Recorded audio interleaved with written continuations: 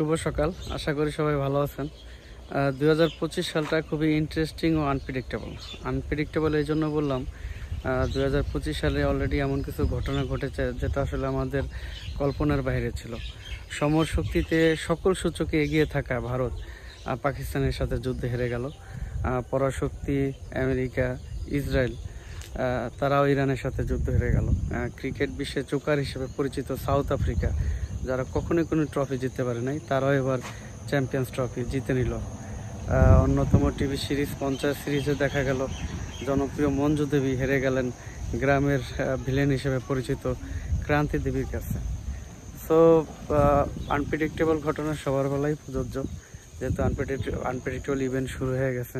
So যারা নিজেকে সানুমেরদা হিসাবে ভেবে বসে আছেন, তাদেরকে বলি, ভারত থেকে, আমেরিকা থেকে, সাউথ আফ্রিকা থেকে, ইভেন মঞ্জু দেবীর কাছে শিক্ষা নেন।